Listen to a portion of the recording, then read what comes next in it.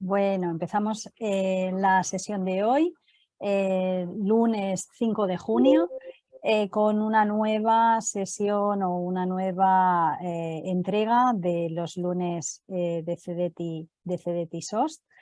En cualquier caso, pues dar la bienvenida a todos los que nos están, digamos, acompañando hoy en este webinar que está dedicado a los partenariados que en el clúster 5 están relacionados con la parte de transporte en Horizon Europe. Hoy contaremos con la compañía de nuestros compañeros desde CDTI Madrid, Julio Dolado, que es el representante en el comité del clúster 5 por la parte de transporte en Horizonte Europa, y Juan Francisco Reyes, que es el NCP también del clúster 5 por la parte de aviación en CDTI. Nuestros speakers invitados de hoy tenemos 4 que nos ilustrarán sobre estos diferentes partenariados que tenemos en el clúster 5. Son el señor Maurizio Maggiore, Senior Officer de DG RTD, el señor Jaap Gebraad, que es secretario de la Plataforma Tecnológica Europea Waterborne, que nos hablará pues del partenariado relacionado con transporte marítimo. Javier Ibáñez de Yrigoyen, que es Program Manager en la Joint Undertaking Europe Rail. Y por último, Pablo Ballesteros, que es Legal Officer en la Clean Aviation Joint Undertaking.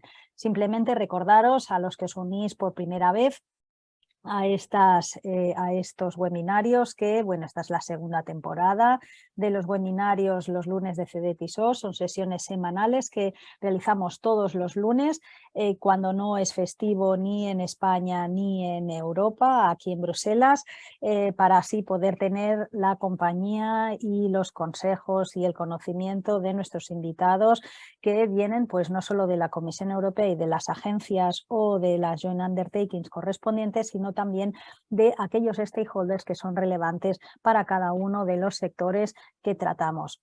Básicamente nos vamos a centrar en los partenariados que están relacionados con los clústeres del Pilar 2 de Horizon Europe en cada sector y subsector, y como sabéis el registro se abre como mínimo una semana, incluso a veces más, antes de la sesión, y se cierra el lunes a las 9 de la mañana de esa sesión justamente. Posteriormente tenéis tanto los vídeos como las slides subidas lo más rápido que podemos, muchas veces es a la mañana siguiente, en el portal de eventos de CDTI, y en el canal de YouTube tenéis también los vídeos que vamos acumulando tanto de esta temporada como de la temporada pasada. El objetivo de esta temporada, así como la pasada en primavera 2022, estaba centrada en repasar cada una de las secciones y subsecciones de las propuestas colaborativas de Horizon Europe. En esta segunda temporada lo que estamos repasando y actualizando para tener un mejor conocimiento de estas iniciativas, los partenariados, los partnerships, que están asociados a cada una de las temáticas y subtemáticas que vemos en Horizon Europe en los clústeres. No solo nos explicarán la iniciativa, sino también veremos cuáles son los actores que están relacionados, y la idea es que así nos podamos posicionar mejor en estas iniciativas paralelas a los clústeres, a las convocatorias habituales de los clústeres de Horizon Europe, podamos mejorar nuestras acciones de lobby y nuestra relevancia, y en final pues esto redundar en una mejor participación y en un mejor retorno. Recordemos que los partenariados son aproximadamente un 50% del presupuesto de los clústeres que nos encontramos en Horizon Europe. Recordar que las preguntas siempre a lo largo de la sesión se hacen a través del chat, por favor, a través del chat, no con la mano en alto. No se hará ninguna intervención en hablado, sino que las preguntas las dirigís a través del chat y las iremos respondiendo a partir de cada una de las pausas. Haremos un speaker, questions and answers, siguiente speaker, questions and answers, y así sucesivamente. Sin más, me gustaría dar entonces la palabra a mi compañero Julio Dolado, que hará un overview sobre lo que es el clúster 5 en la parte de transporte y los partenariados relacionados. Muchas gracias, Julio. Hola, buenos días a todos. María, ¿me confirma que audio y vídeo son correctos? Perfecto, gracias. Pues buenos días a todos. Soy Julio Dolado y junto con mi compañero Juan Francisco Reyes intentamos ayudar a aquellas entidades que quieran ser beneficiarias de los proyectos de Horizonte Europa en la temática de movilidad, en una temática en donde los partenariados que una especial relevancia. Tiene una especial relevancia porque si consideramos que el clúster 5 tiene un presupuesto total de aproximadamente 15 billones de euros, la suma total de los presupuestos de los partenariados coprogramados y la Joint Undertaking es aproximadamente 7 billones de euros. Es decir, es aproximadamente el 50% del presupuesto del clúster 5, clima, energía y movilidad. Sin embargo, buena parte de los partenariados atacan los temas de movilidad, siendo el presupuesto total de movilidad inferior a los 15 billones de euros, el tanto por ciento que corresponde a estos grandísimos partenariados en este clúster es muy superior al 50%. Así pues, en este clúster encontramos partenariados relacionados con movilidad en el marco de las undertakings, como el partenariado ferroviario, la integración en el espacio aéreo y aviación limpia. Tenemos también el partenariado de hidrógeno limpio que se enmarca dentro de la parte de energía. Y tenemos también los partenariados programados, como uno de los más longevos lanzados durante la crisis financiera 2008, hacia un transporte por carretera sin emisiones, que ha disminuido su presupuesto versus H2020, sin embargo, buena parte de sus actividades se incorporan también a los efectos del desarrollo de baterías en un nuevo partenariado de baterías que nace en Horizonte Europa, que nace nuevo, pero que parte de mucha investigación del pasado, y tenemos también dos partenariados nuevos en Horizonte Europa hacia un transporte marítimo sin emisiones, nuevo, pero que nuevamente de muchísimos proyectos y mucha experiencia acumulada en el pasado, así como un nuevo partenario relacionado con la movilidad autónoma, también nuevo, 500 millones de euros, que no existía en el pasado, pero que sí se habían realizado muchas actividades. Y el último de los partenarios programados corresponde al área de energía relativo al desarrollo de un sistema de construcción eficiente de edificios. Sin más, por nuestra parte, somos tres. Está mi compañero Juanfran a vuestra disposición, estoy yo a vuestra disposición, y está nuestro compañero Twitter lleno de inteligencia artificial, al que os invito a que os suscribáis. Así que, por nuestra parte, a vuestra disposición. And I would like finally to give a special thanks to European Commission, Maurizio Maggiore, and the rest of the partnership colleagues for being here today with us. Thank you very much. And back to you, Marina. Perfect. So, Maurizio, it's a pleasure. If you want to share your screen, so we can start with the partnerships related with surface transport. In this case, the most related with the road and all which is mobility on the earth surface. Thank you so much, Maurizio. So, thank you. Good morning, everybody. Sorry, my Spanish is not up to scratch for such a presentation, so I will just use the language of the presentation itself. Are you seeing? Let me see. Everything is perfect. Go ahead. It's yes. also full screen. Super. Okay, perfect. So I'll try to give you a quick, let's say, overview, because it's many partnerships, and there are even more. I will just mention one that is not in the picture, but it's also, let's say, included in our work. Okay, so I give you just quickly a policy context, where we are coming from, why we are doing this. We have several events, let's say, that took place in the last few years. The announcement of the Green Deal, which I think is the main reason for at least 2 or 3 of the partnerships I will present. The European Data Strategy and Mobility Strategy that are related to the Green Deal, but also to the CCIM partnership that I will present. And last thing is a new animal, which is the missions, which is something which is a sort of umbrella organization or umbrella approach for other things to coordinate towards an end. But all these things are giving the background of what I present. The Green Deal, as I said, is the main thing. You see that is covering everything, so also the other partnerships that will be presented later. But for sure, road has a lot of connections with several initiatives. You see on the right this picture, which is putting together the different legislations that have to do in one way or another with these issues. We have this target of slashing the transport emissions, which is 90% for the whole of transport, but is basically 100% for road, because we have a, let's say, close solution, while for aviation and maritime the road to zero is a bit longer. The sustainable smart mobility strategy is another element, because when we talk about zero emission vehicles, it's not enough to talk about the vehicles, you have to talk about the whole system. And therefore we have a step in 2030 where we have some targets, and then as I say, 2050 is supposed to be zero for almost everything. There might be some small exceptions, there are in some legislation, but basically it's really special vehicles or things like that. The rest should be going to zero. Now, how does that reflect into the Horizon Europe program?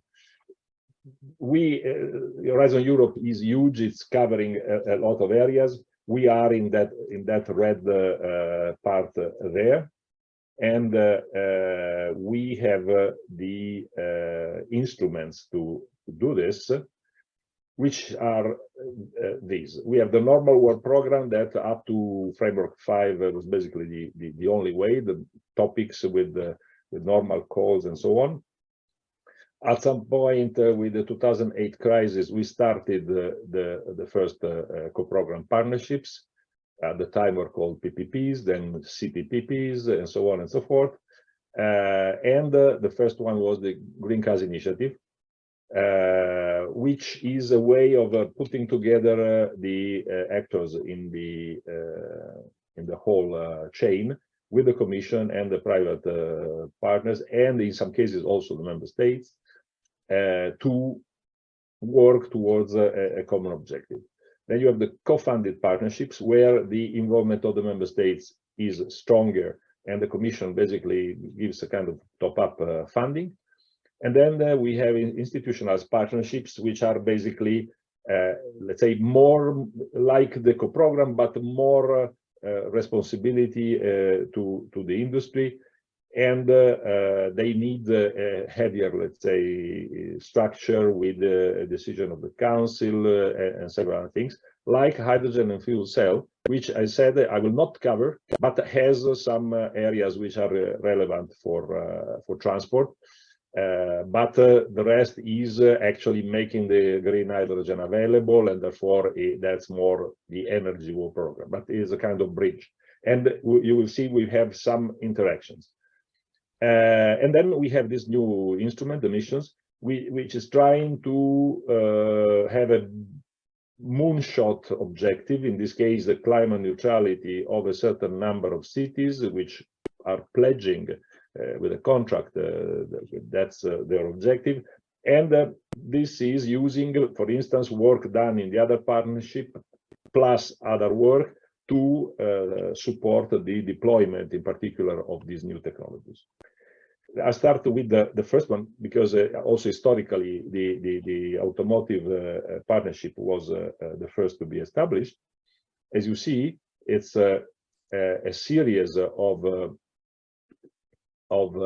partnerships that took place in framework 7, Horizon 2020, Horizon Europe, and you see the volume is visually but also practically increasing, because we started basically with a vehicle, because if you don't have electric vehicles and the components to make them, you're not going anywhere. So at the time we tried to help the industry, and that was 2008 we created it. So well before actual vehicles were coming to the market, but we saw that the potential was there. And we started preparing the industry, the academia, and everybody with some funding to achieve the competence and the know-how to be competitive. Then Green Vehicles Initiative widened that a little bit, particularly in with the type of vehicles which were involved. The first one was basically mostly cars as far as electrification was concerned. And for trucks and logistics, it was more advanced but conventional, because at the time, basically, trucks were not feasible. And now, with 2.0, we have further widened, because in the meantime, the electric cars have become mainstream. In some countries like Norway, they are the only type of vehicle which is being sold almost. I mean, we are around 80% now of penetration for new sales. And therefore, we are looking with this one much wider, including the charging system and the interaction with the grid, because of course, the more cars we have, the more electricity we can have at peak time. So it's important to manage this. And at the same time, even wider with the vehicles, now trucks are on the road.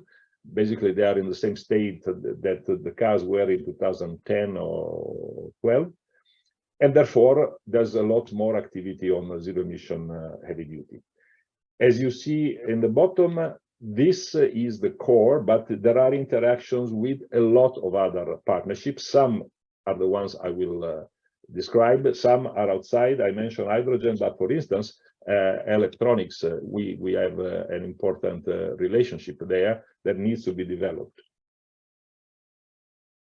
This is the kind of visual approach of what we have as pillars, so main areas of work, and how they interact with the various objectives of the Commission. And as you see, there is a pillar for the vehicle technology and the components, of course. One of integration into the energy system, which, as I said, is quite new. We had something but small before. Now this is becoming a big part. Then an area for mobility and transport, and this is particularly for goods. There is also some areas for people, but it's mostly the area where we are working on having heavy-duty vehicles introduced in the logistic chain. And then one which is a bit more forward-looking in the sense that yes, we have already worked on life cycle assessment. Of course, the decision of going in this direction were taken with the support of life cycle assessment. But we also found that, for instance, some studies are done on databases or not real data. And we want to go towards something more realistic, because a car produced in a country which has a coal, let's say, power, will have an LCA which is worse than one which is in a clean country, where the electricity, where the grid is green. So this at the moment is not visible with the data we have. So we have to understand better how that works. And as I said, in terms of vehicles, it's the whole gamut from two-wheelers to heavy four-wheelers and more. As you see, I mentioned fuel cell. The fuel cell are dedicated, are targeted to the heavy vehicles, because light vehicles have been introduced now for many years. They are not selling. There's not much interest from European OEMs. It's mainly Asian OEMs, which have another type of reasons for doing that. While for heavy duty, there's still a window of opportunity for hydrogen. I'm not sure it will last for a long time, but for the time being, they are more or less in a similar position as far as the starting point is, and therefore we are going to fund this heavy duty and long distance, because electric for short distance, even at heavy duty, is clearly, let's say, more positive in terms of total cost of ownership. As I say here, it's a bit more detailed, the kind of links we have with the partnership I mentioned before. I just mentioned hydrogen, and you see that the main thing is the integration, because the fuel cell, the tanks, and so on, they are developed in the partnership. So the 2.0 is only taking them for integration on the vehicle and making a well-working vehicle out of these components. Then we have the batteries partnership, where is in a way similar, By the way, batteries were into the previous partnerships, but now with the growth of the let's say of the market and also the widening to other sectors, it has been basically taken out and widened to include batteries for cars, which is still the main area, but also stationary batteries to support the power grid, and also aviation and ships. Just to give you an idea of, I just put, you know, I don't go through them. It's just to show you the type of topics that 2.0 calls include.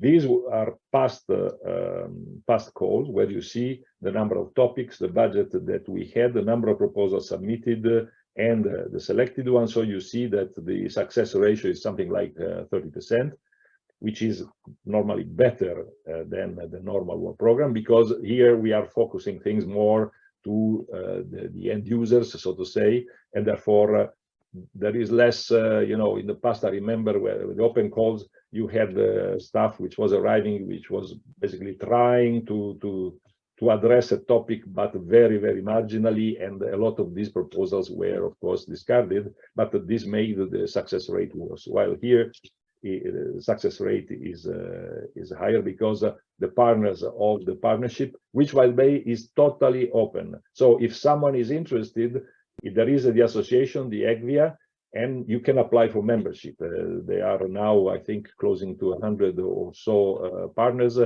and it keeps growing.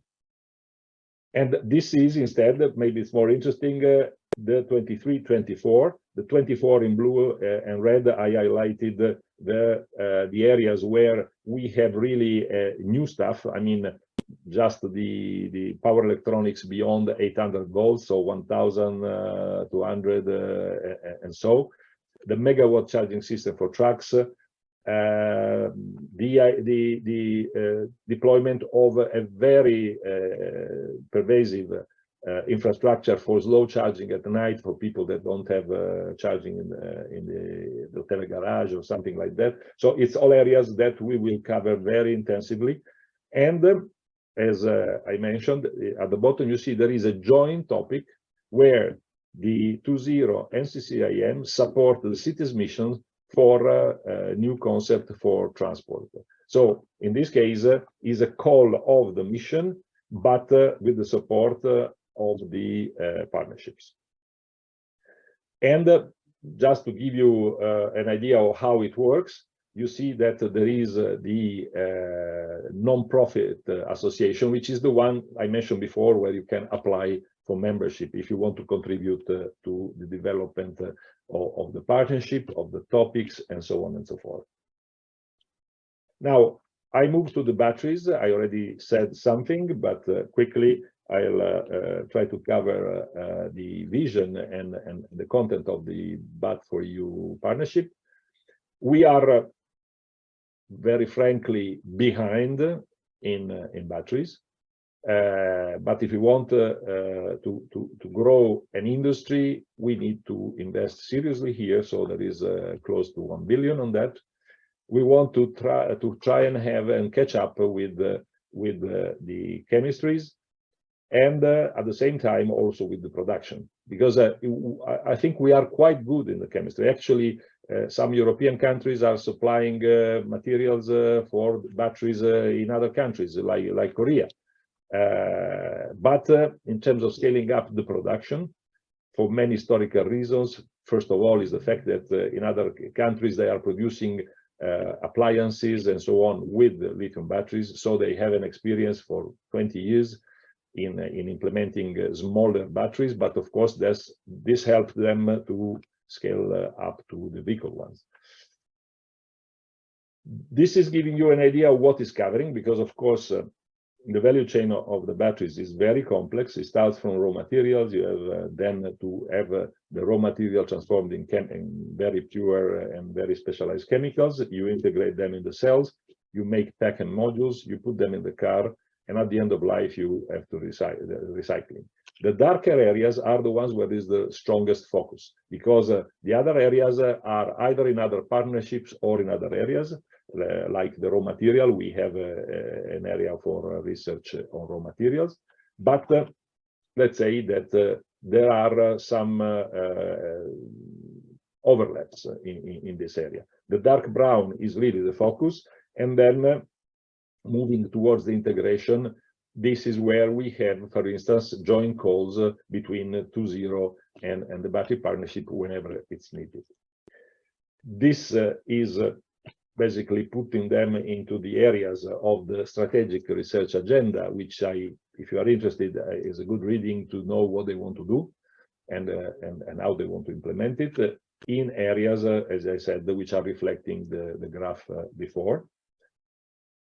And again, I give you an idea of what the past and the future of the topics are.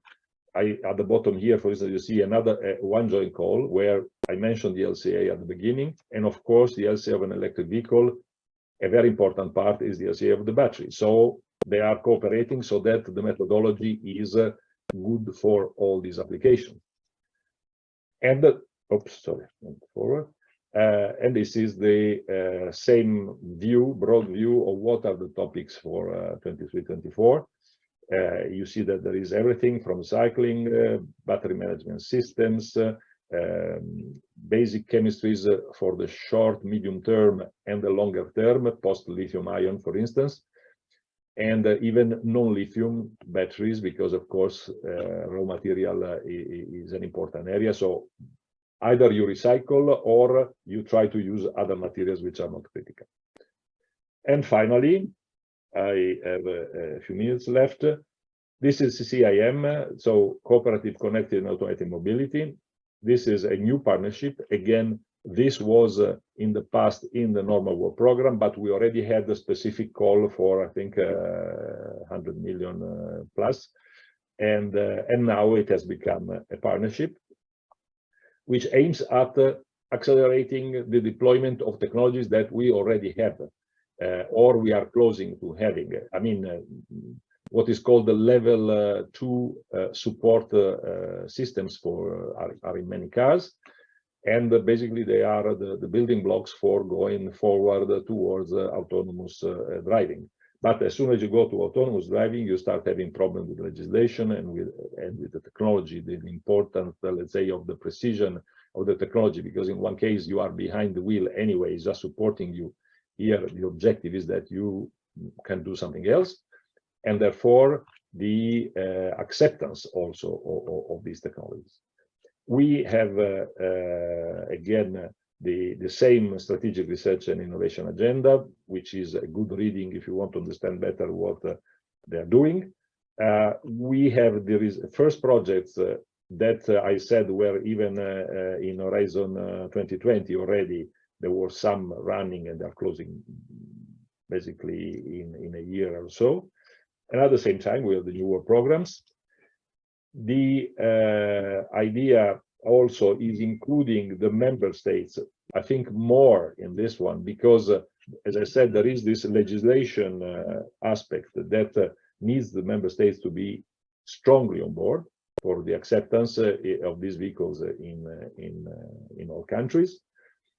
And there is also more than in other parts of the work program a need of coordination between the projects, because in the end they need all to reach acceptance and deployability.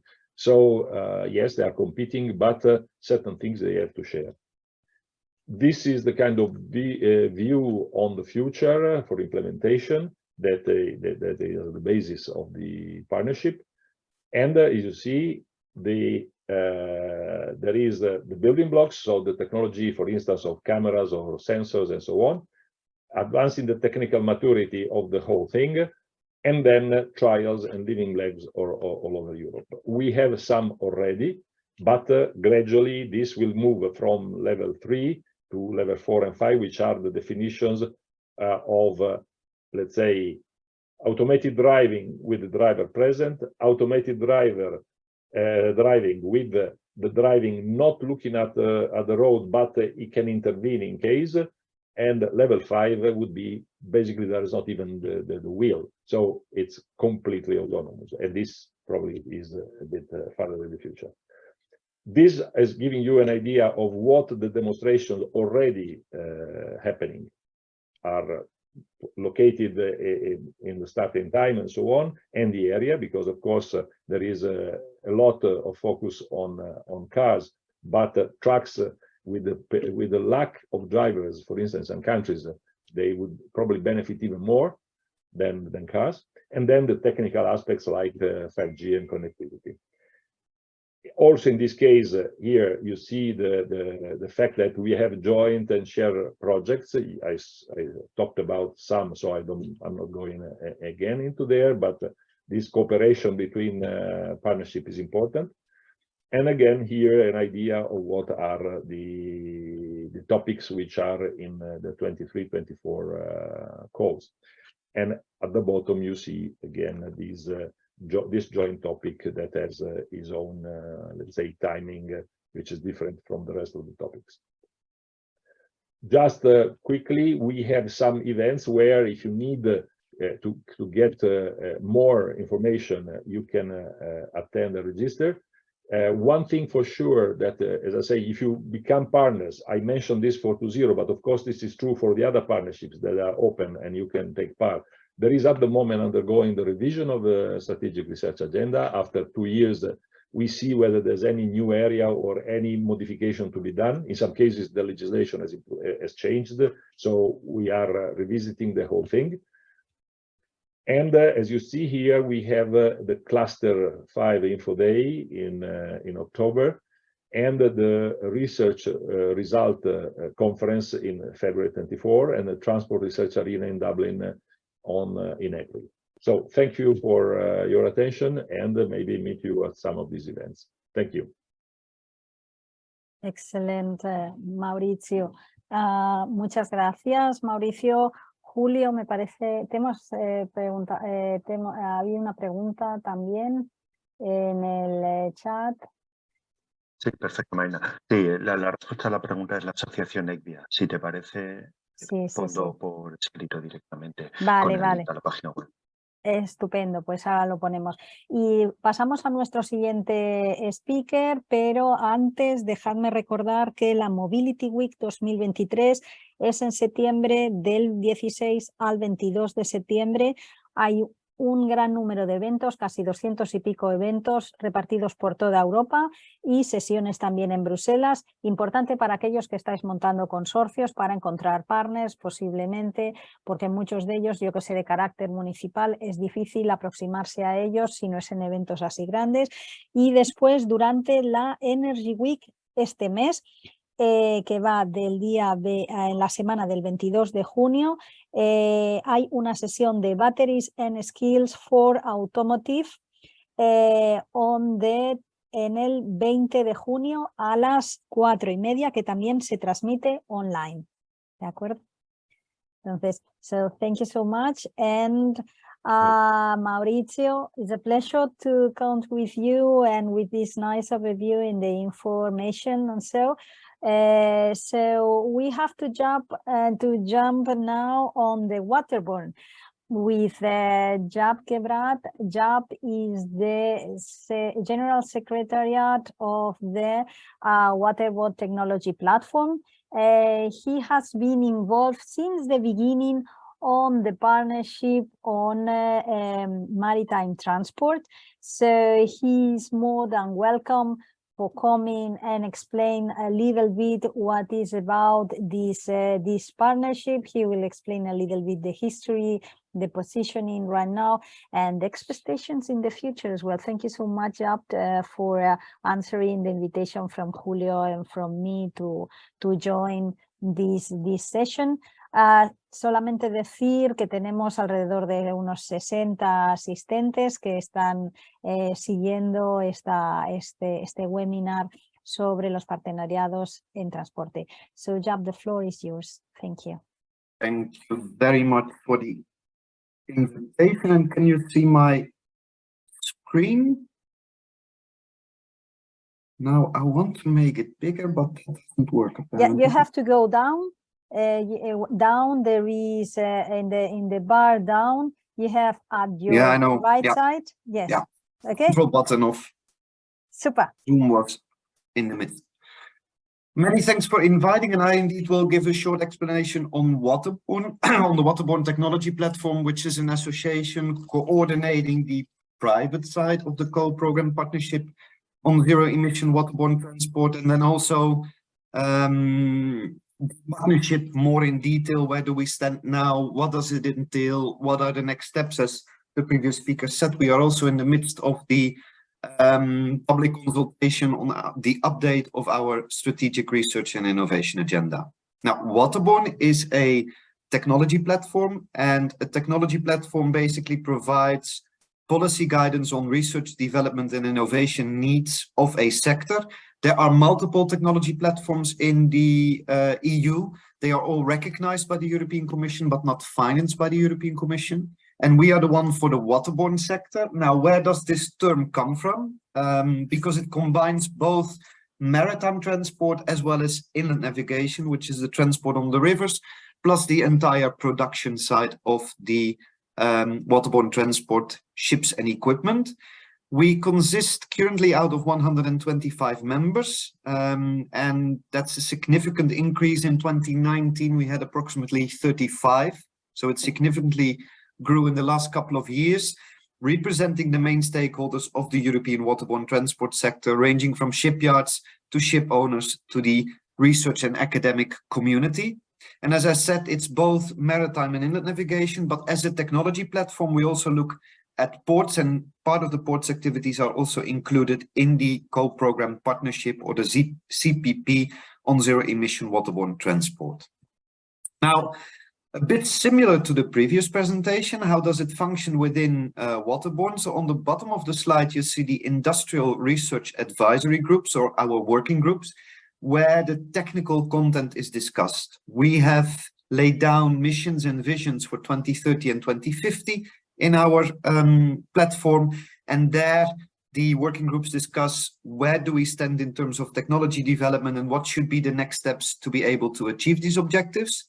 And then when that is done, that is being discussed in an alignment group, where the chairs and the vice chairs of these working groups meet and try to align the input we get internally with the input we get from the European Commission services and the member states.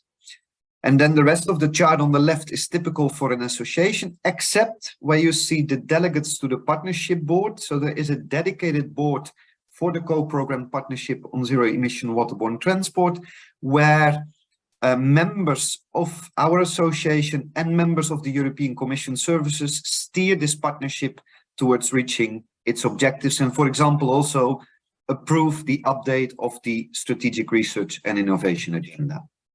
Now, shortly, what do we do as a technology platform? But I will dig into more detail in the partnership. We have 3 working groups, one on ships and shipping, one on blue growth, and one on ports and logistics. And in this one, you don't see zero-emission waterborne transport, because that I will take separately as part of the partnership. Here we work on competitiveness of the production side of ships and shipping, but also on connected and automated waterborne transport, and on safe and secure waterborne transport, as well as on the development of zero-emission port areas and the integration of maritime transport in the logistics chain, and on blue growth activities, where the maritime technology sector produces technologies to be able to achieve these objectives. So often shipyards and maritime equipment manufacturers are producing equipment, or ship owners are using equipment to be able to achieve the objectives laid down for blue growth. You see also 2 boxes, on the bottom social aspects and on the top regulatory issues. We do not lobby for these items, because that's in the remit of other trade associations. But what we more and more see is that in the content of a project, a new technology, for example, is being developed, but the Commission is expecting that then in the context of that project, we provide input to regulatory processes, as well as input to what would this entail for education and training. So that's why we have these 2 blocks around the technology developments. And then more in detail on the partnership, because that's the topic for today. A partnership for the waterborne transport sector is new. So there was no predecessor. I think in Horizon 2020, there were 120 partnerships. In Horizon Europe, currently 49, and we are one of the new ones in the basket of partnerships. So I think it's a major step forward for the strategic recognition of our sector. And in principle, our partnership is part of the basket of measures to decarbonize waterborne transport. So we have the regulatory side with the EU ETS, the A4, AFIT, and the IMO developments, but we also have a research and innovation component and a deployment of innovations component, both the Innovation Fund and the Connecting Europe facility. And I will have one slide on the Innovation Fund at the end of my presentation, since it's a relatively new instrument, but it could bring quite a lot of added value to the sector. Now, what is in our case, the differences in partnerships have already been explained, but what is in our case a EU partnership when it is co-programmed? So we signed an MOU between the European Commission services and the waterborne TP as legal representative of the sector. But there is a crucial role of member states and associated countries. And we jointly define a roadmap for research, innovation and technology development towards zero-emission waterborne transport. The EU calls are co-programmed, so we provide input from our side, the Commission services provide input, the member states provide input, and all of that is brought into calls for proposals. But then it's out of our hands. Then the European Commission agencies will run the calls and will grant the contracts and will evaluate the progress in a normal way. The spin-off for the sector is that there is much more attention for the maritime sector in other EU funds, like the Innovation Fund, and we see it as a recognition of the importance of the sectors, and thereby of all actors in this waterborne transport ecosystem. Now, this partnership, it's called Zero Emission Waterborne Transport, but what does this entail? It is research and innovation to not only develop, but also demonstrate zero-emission solutions for all main ship types and services by 2030, so that the implementation can be guaranteed after 2030, and we can enable zero-emission waterborne transport by 2050, in line with the EU Green Deal objectives. Sounds relatively simple if we look at it in one sentence, but it becomes quite complex because it's on fully eliminating greenhouse gas emissions for both new ships as well as retrofitting the existing fleet, by means of the use of sustainable alternative fuels, renewable energies, electrification, and energy efficiency. Why this energy efficiency is included? This has two key reasons. One, for current ships to sail as energy friendly as possible and thereby to lower emissions as much as possible, but also for ships either retrofitting, either new builds, who will sail on sustainable alternative fuels. These fuels will be more expensive in the beginning, certainly, so to sail as economically viable as possible. But it's not only greenhouse gas emissions, it's also cutting coastal and inland pollution to air by at least 50% compared to current levels, and to fully eliminate pollution to water, including harmful underwater noise from ships. Often this can be combined in one, but sometimes it needs dedicated research. We are currently with, as I said, 125 members, and the Commission is investing up to 530 million in the framework of Horizon Europe. As we currently see is that the sector is investing up to 3.3 billion at the same moment in time. So there's quite a lot going on in this sector, which is a leverage of 6 times the Commission contribution to the partnership. Then the previous slide, all main ship types and services. And then we had a long discussion internally with the Commission services, with member states. How are we going to simplify is maybe not the correct word, but classify the worldwide fleet into 6 different ship types? And in these ship types, similarities occur. So we came to the following classification: inland vessels, short sea ships, ferries, cruise ships, offshore ships, and long distance ships. which all have their particular requirements in terms of this transition to zero-emission waterborne transport. Now, looking at the budget, we will for sure not be able to demonstrate this on all ship types. But for example, if we would demonstrate a new technology on board of a cruise ship, and we could testify that that technology would also apply on long-distance ships, thereby we would also have achieved that objective. Besides the 6 ship types, there is a distinction made in trade, so liner versus tram. Ship sailing in liner always go to the same port, so that's a bit more, it's relatively more easy, but easy is maybe the wrong word. It's better doable in terms of predicting the fuels available, or tram service, so ship owners which do not have any clue what will be the next port, which makes it even more complicated. And looking at both new build as well as retrofitting the current fleet. And then we broke down into 6 activities. The headlines and the bottom line of demonstrators stay. The rest is currently under review. Where do we stand? Where are potentially new needs? And how are we going to update the strategic research and innovation agenda for the next couple of years? So the first pillar is the use of sustainable alternative fuels, not the production of sustainable alternative fuels. We have, for example, a cooperation agreement with Clean Hydrogen for Europe, where that partnership is having a look at the building blocks needed so that we can integrate and use the fuels on board. So looking at storage tanks, these kind of things, and also the power conversion. Electrification, which is certainly for some ship types, like for ferries and inland waterway transport, a solution, where we have a cooperation with the battery partnership to ensure that the batteries which we need are being developed. Energy efficiency, I already explained. Design and retrofitting, how to ensure that these new technologies fit into new ships, in current ships, but also how to design ships in such a way that they can be more easily retrofitted in future. Digital green, so digital technologies contributing to reducing or eliminating emissions. There is currently a call, or that call was open, on the principle of just-in-time arrival in ports, which has a significant impact on reducing emissions. And ports, when it concerns the interaction between ship and shore for bunkering of sustainable alternative fuels, but also recharging solutions and reducing emissions in ports. Once the technologies have been developed, we also are looking at demonstrators in the framework of Horizon Europe. And for example, recently, a project has been granted where a car carrier with thousands of cars on board will have a wind-assisted propulsion on board. So that are also the types of projects which are supported by the partnership. In principle, the first couple of years, there was a mix of lower TRL, so lower technologically ready technologies, plus high TRL, which are more easily to implement in practice.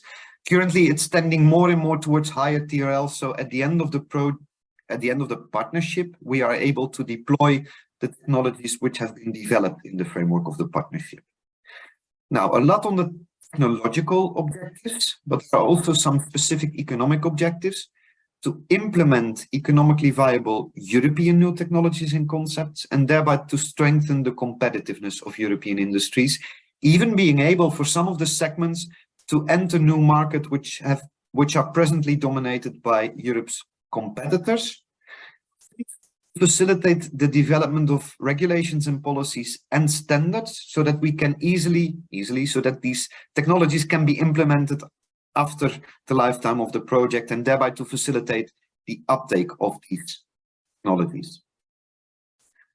Deployment is for all of us an important element. So how do we ensure that when the technologies are developed, we are able to implement them in practice?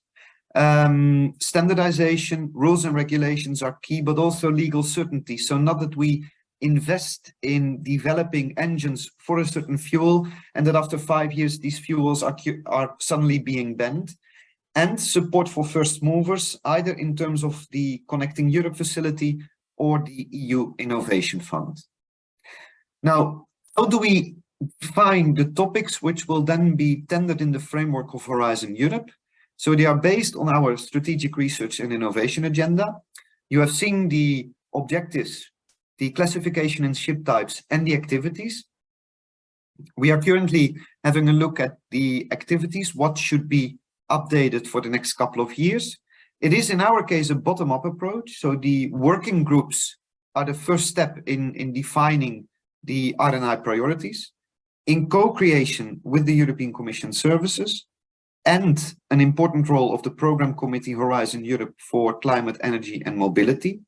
Plus, we launch every 2 years an open consultation. Currently, an open consultation is ending this Friday on the update of our strategic research and innovation agenda, but we will launch a new one in September. And in September, we will have the 26th and 27th of September, the Waterborne Days, which are 2 days centered in Brussels around R&D for the waterborne sector, not only the outlook for the shorter term, but also for the longer term.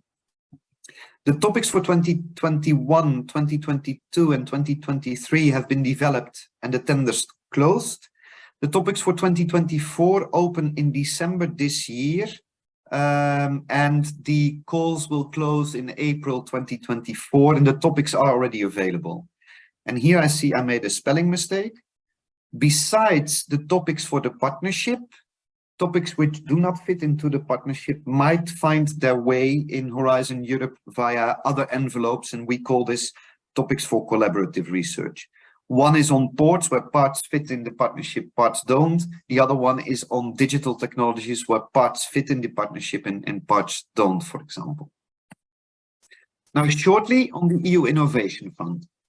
The EU Innovation Fund is a fund which is financed via the EU ETS, and waterborne transport was not paying into the EU ETS, but already eligible to apply for projects. There are 2 types of projects, large-scale projects and small-scale projects. This is a slide which is, at this moment, the call is closed, but I just want to give an overview of what is possible. This mechanism is funding up to 60% of the additional capital expenses to implement greening technologies, but specifically on the first movers, or that depends on the type of project, up to 60% of the additional operational expenses for a period of 10 years. So if a ship owner implements a new fuel, the additional operational expenses can be funded for up to 60% for a period of 10 years. So that's quite a unique funding mechanism, but needed with high risk, high capital investments. A lot is going to change here. We had another meeting this morning, since maritime transport will pay into the EU ETS from the 1st of January next year onwards. So there is currently a discussion going on what should be amended in the framework of the Innovation Fund to make it even more suitable for maritime transport. The call, which opened last year, had 4 windows. So general decarbonization, looking at renewable energy, energy storage or carbon capture, and low carbon transport fuels, including for maritime and aviation. So looking more at the supply side, but also innovative electrification in industry and hydrogen, support for clean tech manufacturing, as well as mid-sized pilots. So how to support pilot projects of new technologies. But these technologies should not even be market ready yet. So there's quite it is offering possibilities where Horizon Europe stops. So often technologies are technologically mature at the end of the project, but they still need support to become financially viable. And that's why the Innovation Fund is closing the gap.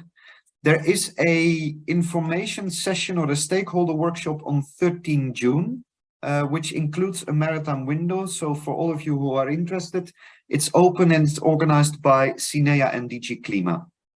And I think that was the last slide in my presentation. If there are any questions, I'm still around for a few minutes, and otherwise we can always do it after.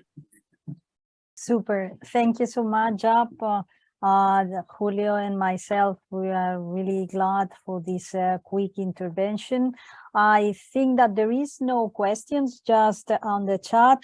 So it seems that everything is clear. There is a lot of opportunity to participate, and there is still time because the call is opening after summer, and there will be also several events that we can attend in any case. Just for the audience to know, last week on 25, 26, no, last week, 10 days ago, there was the EU Maritime Day that was celebrated in Brest, and it's interesting to go to that website because there was a session, several sessions on pitches.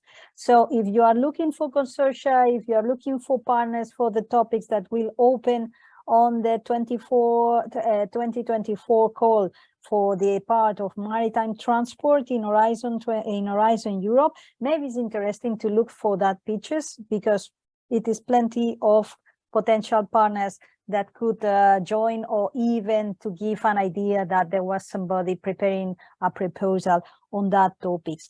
As well, in a few days, next week, in fact, 15 June in Brussels, and online reachable, there will be the Digital Ocean Forum inside the Mission Oceans. So for all of you that also could be interested to keep an eye on that, could be also a good option, and there is the possibility of joining online.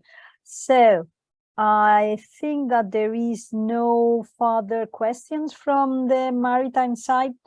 And yeah, if you don't have anything else, Julio, to add, I will really thanks for Jaap for this nice presentation, nice overview.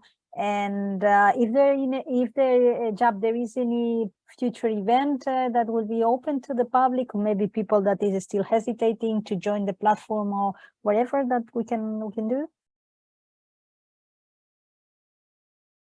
Yeah, for sure, the Waterborne Days on 26 and 27 September. Okay, so I can forward you the information.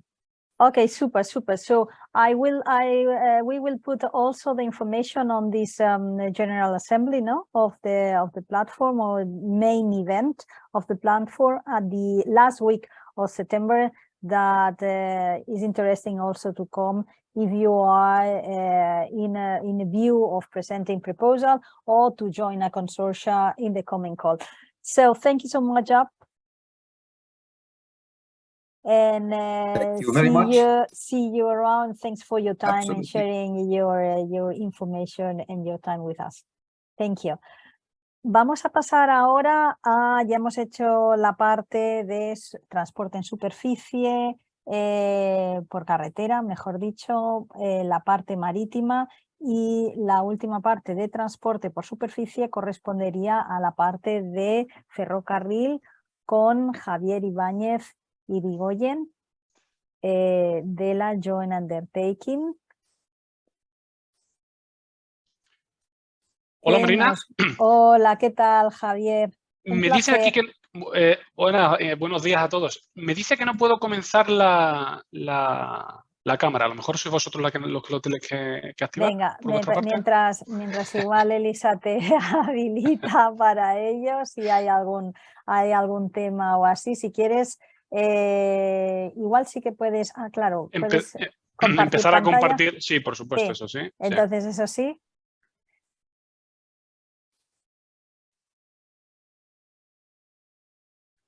Javier.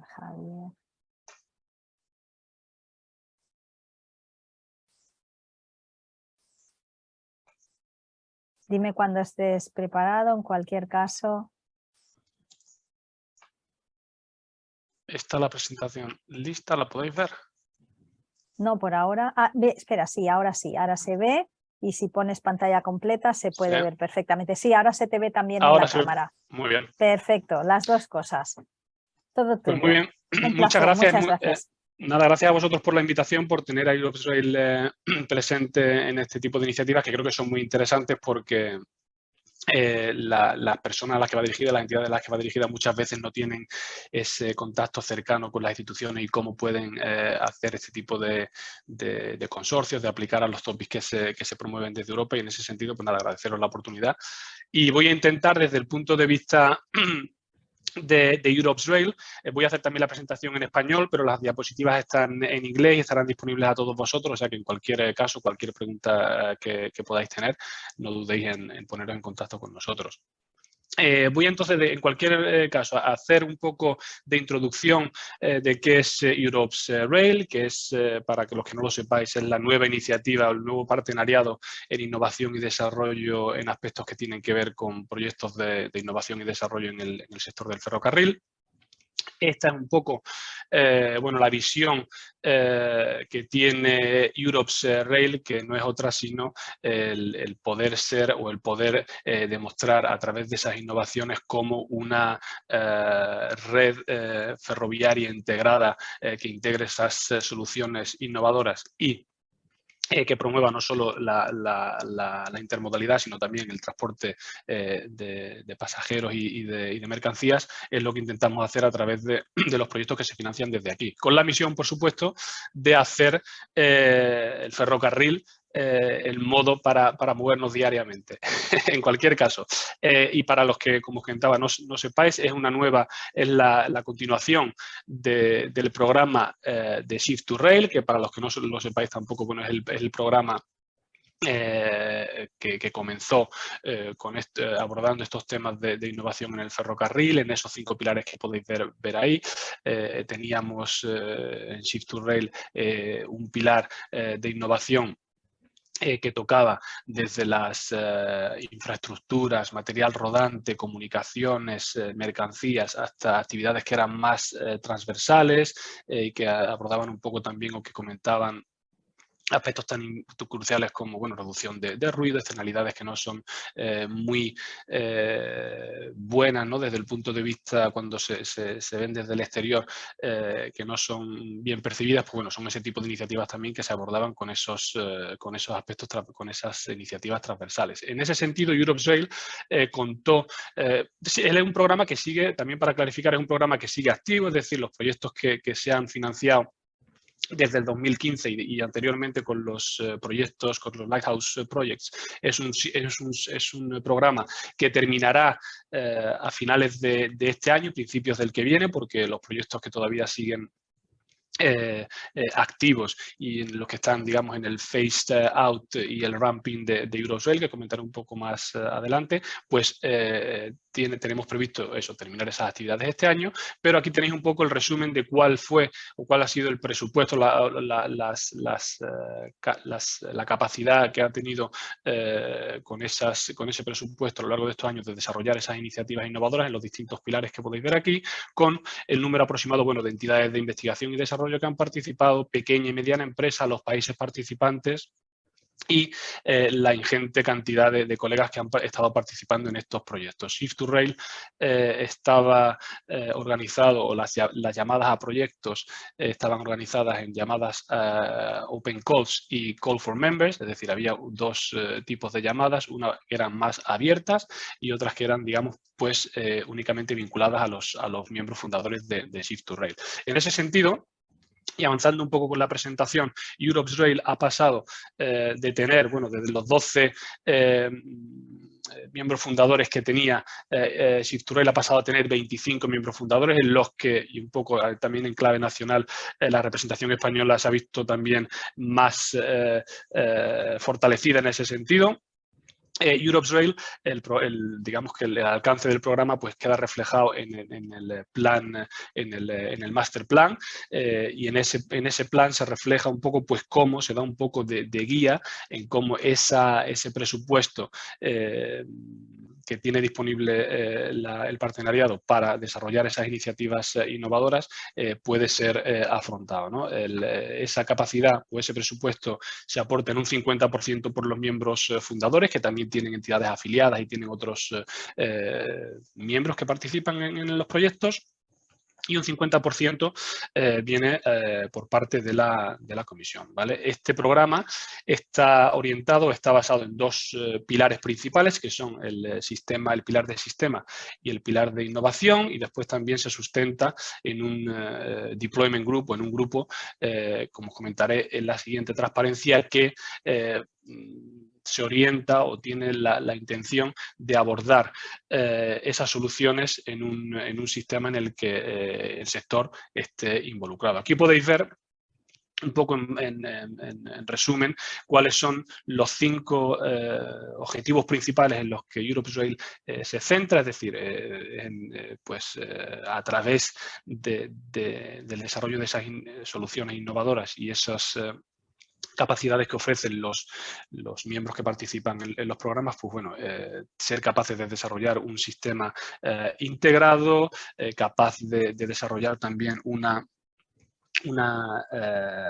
arquitectura de sistema que esté integrada con los sistemas de señalización de tráfico para potenciar no solo el tráfico de pasajeros, sino también de mercancías. Voy a detallar un poco más después cuál es la estructura en base al programa multianual de actividades, pero esto es un poco para que podáis ver cómo, de manera resumida, cómo se ha estructurado el programa. En ese sentido, el pilar de sistema tiene un papel muy importante porque digamos que es la entidad o es, digamos, la parte del programa que enlaza con las actividades de carácter más técnico en relación a los topics que se abordan en las llamadas a proyectos, pero está interrelacionada con todas esas actividades para desarrollar pues conceptos operacionales, una arquitectura funcional que sea homogénea y que incluya todas esas especificaciones que se van desarrollando en esas actividades del pilar de innovación.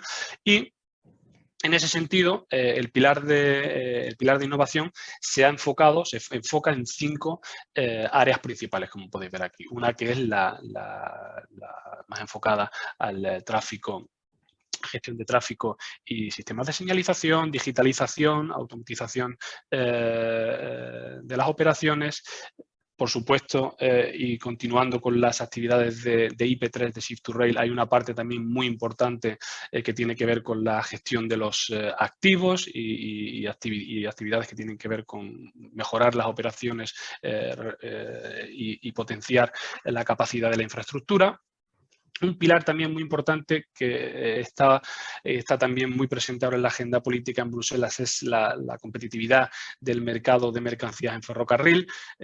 Para los que no sepan, bueno, los porcentajes en función del Estado miembro del que hablamos, bueno, pues son unos porcentajes que no están al nivel que deberían, teniendo en cuenta las ventajas que proporciona el hecho de poder mover de una forma también más flexible y coordinada mercancías en Europa, debemos ponernos un poco más al día en ese sentido. Entonces, en ese pilar, en el que entraré después también a detallar un poco, os puedo dar más detalles. Y después también una parte de exploratory research que llamamos, ¿no? Y también, bueno, y también servicios regionales, pero además de esto, pues tenemos una parte de exploratory research y actividades también que tienen la capacidad de abordar dentro del programa soluciones que a lo mejor el sector puede no estar viendo, y en ese sentido es importante también ver, porque he visto también que entre los asistentes hay muchas universidades y personas también que me suenan, es importante también que esa capacidad de los centros de investigación de las universidades se vea también reflejada en cómo evolucionan las actividades y las operaciones en el sector. Aquí tenéis un poco también de forma resumida los principales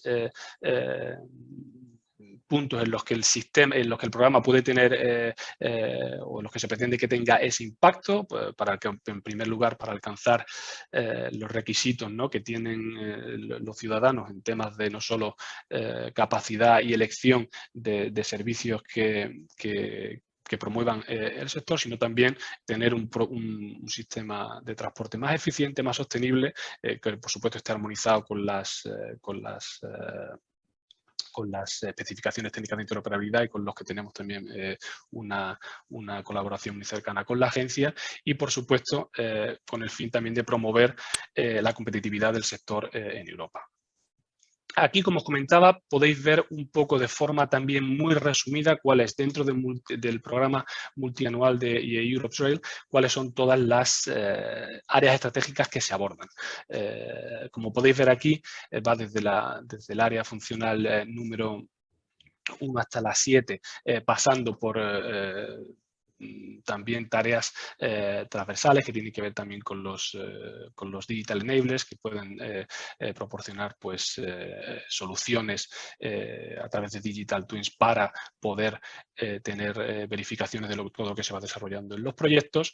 Y aquí podéis ver, como explicaré también a continuación, este programa multianual que forma parte de uno de los principales documentos con los que se gestiona el programa y en el que veíais reflejado anteriormente las 7 áreas principales de operación, el pilar de sistema y las actividades de desarrollo, pues están enfocadas dentro de estas actividades que podéis ver también aquí de forma un poco resumida y un poco abstracta también, pero bueno, podéis ver aquí cuáles son las interacciones que tenemos entre los distintos programas que se financian desde la Joint Undertaking y cuáles son los enlaces que tenemos con el pilar de sistema que podíais ver aquí, con tareas que están relacionadas con esas actividades y cómo esas entidades también de estandarización, de deployment, están todas en el mismo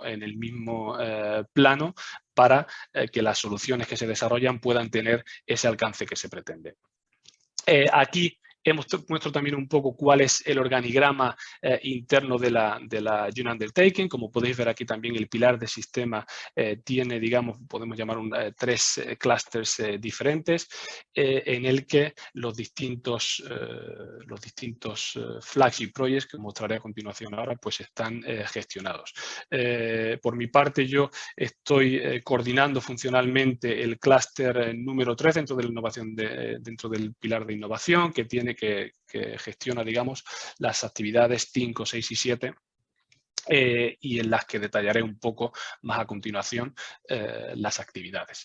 Un poco también para que veáis, como también se ha presentado anteriormente por otros compañeros, el programa funciona a través de llamadas a proyectos, ¿de acuerdo? Entonces, en este sentido, la primera llamada a proyectos que la Europe's Rail publicó fue en marzo del 2002, es decir, una vez que la ley que se estableció por la regulación del Consejo en noviembre de 2021, pues ya se aprobaron digamos, se aprobó el papel de sucesión de Shift2Rail en Europe's Rail, se elaboró la primera call del programa en la que un proyecto en cada uno de estos topics que aparecen aquí ha sido ya, bueno, ha sido el proceso, ha sido finalizado. Como podéis ver aquí, estas calls, estas llamadas a proyectos tienen una fecha para poder aplicar y una fecha de fin. A través de, una vez que esta fecha se cumple, como han comentado anteriormente antes mis compañeros, hay un proceso independiente en el que expertos independientes evalúan estas propuestas y a raíz de las propuestas recibidas pues sale un consorcio ganador en ese topic y a raíz de ahí comienza la operación o se da el punto de partida de las actividades en esos proyectos. Esas llamadas a proyectos están relacionadas con un call text o con un texto que se elabora en base a las actividades en las que el programa basa su actividad, muchas de ellas también como continuación de Shift2Rail y otras completamente nuevas. Aquí he detallado los topics que se gestionaron o que se han ya proporcionado financiación para los proyectos en el 2022, la primera, y una segunda que estamos actualmente, en la que podéis ver también cuál fue la fecha en la que se abrió, que fue en septiembre del año pasado y se cerró también en diciembre del año pasado, y es una propuesta en la que actualmente estamos en el proceso de preparación de las firmas de las propuestas que ya han sido evaluadas y han tenido una aprobación por parte del proceso y estamos en fase de firma para que comiencen esos proyectos. En ese sentido, después detallaré, y bueno, como podéis ver aquí, y como comentaba también en el programa multianual, esta llamada a proyectos englobaba la la parte de programas número 7, Flagship Area número 7, y la parte también de Exploratory Research, como podéis ver aquí. Fueron 7 topics que se han financiado y 3 para la Flagship Area número 7. Aquí voy a dar un poco de... Esto lo he puesto más también como backup information por si tenéis interés en cuáles son los proyectos que estamos actualmente o que han comenzado y con los que estamos trabajando actualmente en Europe's Rail. Como comento, en Shift2Rail estamos finalizando proyectos este año también, o sea que es un programa que está finalizando este año, a principios del año que viene, y Europe's Rail, digamos que está en fase de comienzo con estos proyectos. Este es el primero de ellos en relación a la Flagship Area número 1. Es un proyecto que se llama FP1 Motional. Aquí podéis ver también un poco, he puesto como forma de resumen la financiación que recibe el proyecto, el número de beneficiarios y de partners que están involucrados y un poco la duración. No entro en detalle de las tareas que hacen cada uno de ellos, pero lo he puesto aquí por si tenéis alguna pregunta, alguna cuestión, podéis trasladárnoslas como queráis, pero para que tengáis una idea de cuáles son los objetivos que persiguen los proyectos, algunos de ellos organizados en diferentes work streams, diferentes tareas y sobre todo los proyectos, también un mapa para que veáis cuál es la distribución de la cantidad de miembros y de entidades que participan en estos proyectos, siempre relacionados con el ferrocarril. Este es el programa, el Flagship Project número 2, R2Dato, que tiene que ver también con la digitalización y la automatización de operaciones en el ferrocarril, un poco también pues, el proyecto, el coste total del proyecto, las actividades que desarrollan, digamos que le llamamos son enablers, ¿no? Technical enablers. Los proyectos trabajan para hacer posible que hay una serie de demostraciones que se desarrollan a lo largo del proyecto en los diferentes niveles de TRL que podéis también ver aquí. En cualquier caso, aquí también tenéis pues, bueno, la capacidad de trabajo que hay en estos consorcios y en relación también a los tamaños de los beneficiarios que veis aquí.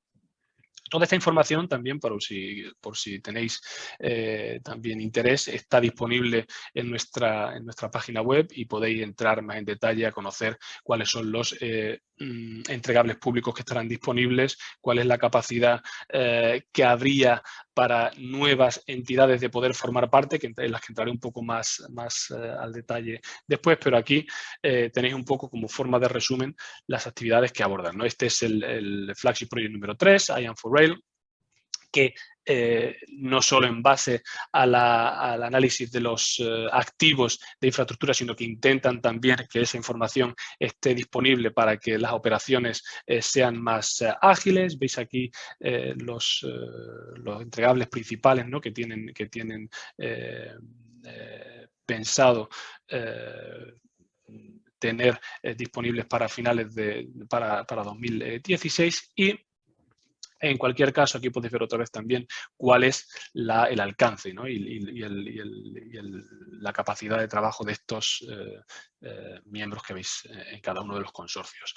En el Flagship Area número 4 tenemos el proyecto que fue ganador en este sentido con este topic Rail for Earth, también con los proyectos, con los beneficiarios, con las actividades principales que van a abordar, el nivel de TRL. Y aquí me voy a parar un poco porque, como os comentaba, también hay una actividad que está ahora también en la agenda política y es las actividades que tienen que ver con la promoción de las mercancías por ferrocarril y el desarrollo de acopladores automáticos en los que se centran también mucho este proyecto en concreto, ¿no?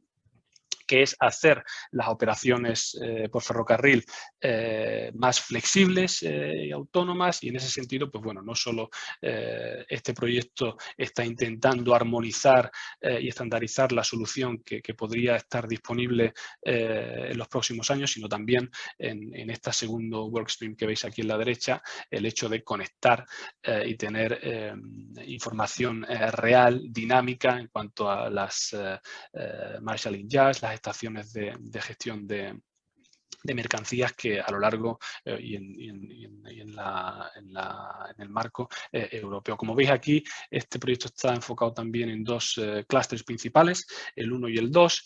El 1 desarrolla un poco esa solución técnica que se pretende desarrollar al detalle y estandarizadamente, y por supuesto, activa o capacita unas mejores operaciones y la promoción también de servicios intermodales en el sector. Para terminar, FP6, también en modo de resumen, número de miembros, capacidad del proyecto con las actividades que afrontan, y también no quiero dejar pasar la oportunidad ahora aquí también para en este caso, por ejemplo, en este sentido, hay proyectos también que tienen o tienen en su plan tener advisory reports, y en ese sentido, pues bueno, cualquier entidad que está en el sector que no ha sido capaz o no ha tenido la posibilidad de poder participar, es decir, con su experiencia, hay proyectos que tienen, que tienen la capacidad de, a través de estos grupos, de poder dar voz a esas entidades para que puedan mostrar dónde pueden aportar. En ese sentido, la call de 2002, el Destination 7, afrontaba estas tres topics que comentaba anteriormente, que están en fase de firma prácticamente, y la Destination número 8, que son estos 8 topics que también comentaba, fueron ya remitidos en su momento y están en proceso también de finalización del Grant Agreement.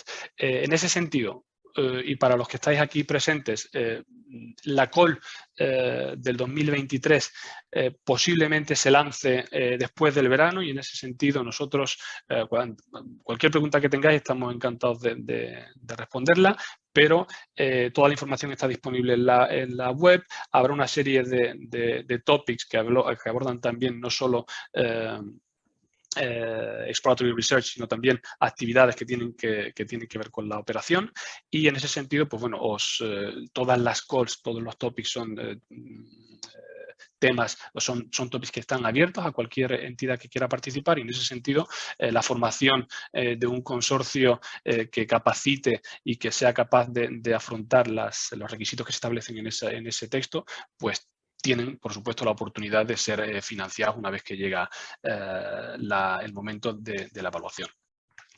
También la organización me comentaba que cuáles las expectativas que tenemos. Pues las expectativas que tenemos, o las expectativas que tiene la Joint Undertaking, es continuar y favorecer que esas actividades innovadoras que desarrollamos sean o alcancen el mercado y la operación en el menor tiempo posible, y en ese sentido también, pues, Europe's Rail está presente en muchos eventos. No he puesto aquí una transparencia con los eventos en los que estamos, pero para que tengáis una idea también, Europe's Rail está presente, por ejemplo, esta semana en el UATP Summit de Barcelona. Vamos a estar en TRA, estamos organizando también junto con el Ministerio en España y con la Presidencia, y con objeto de la presidencia también española, un evento en comunicación en septiembre.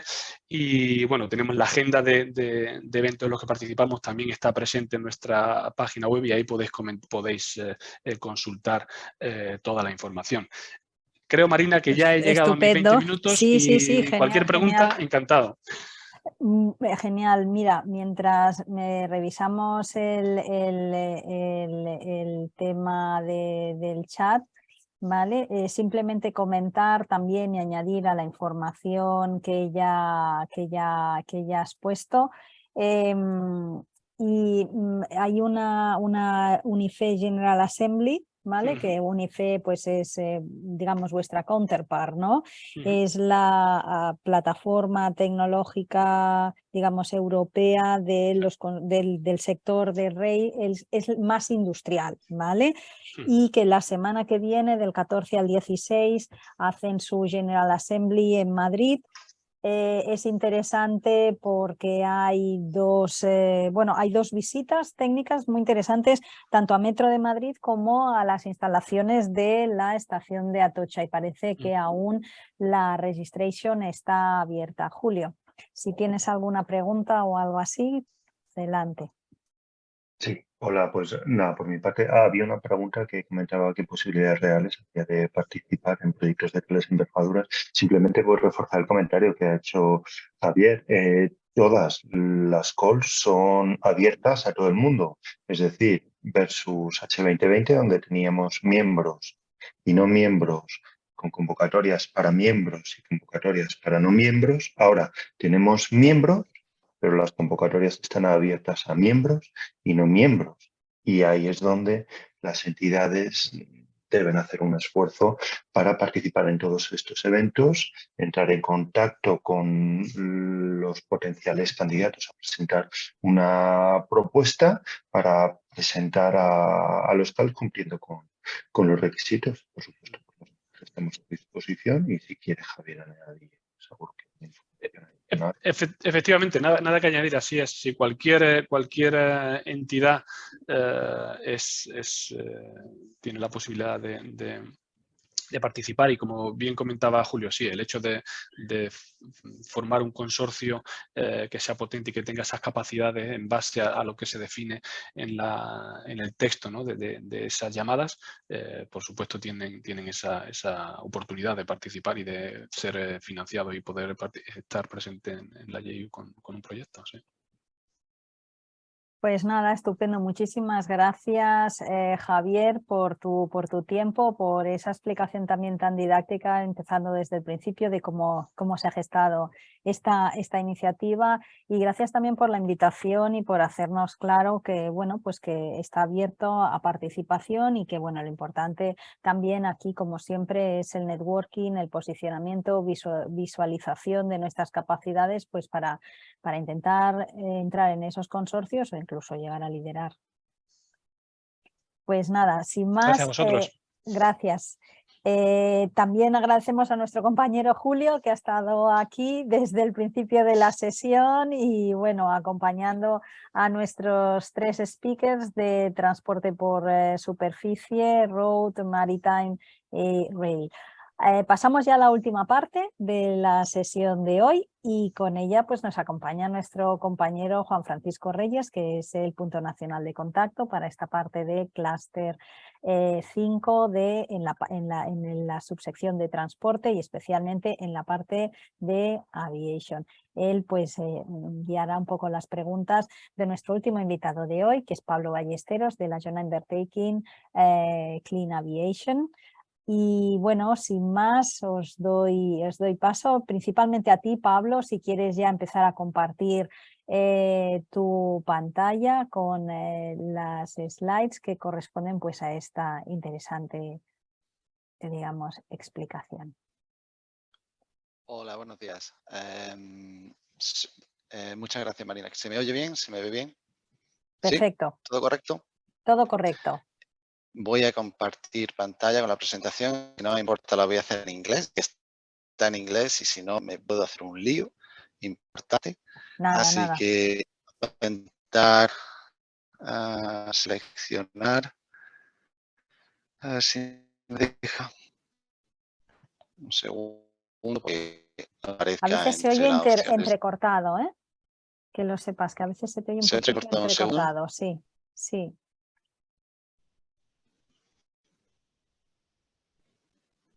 Un segundo y intentar a ver si tenemos. Igual si quieres apagar la cámara para no coger tanto ancho de banda, igual va mejor, como quieras. Intento un segundo.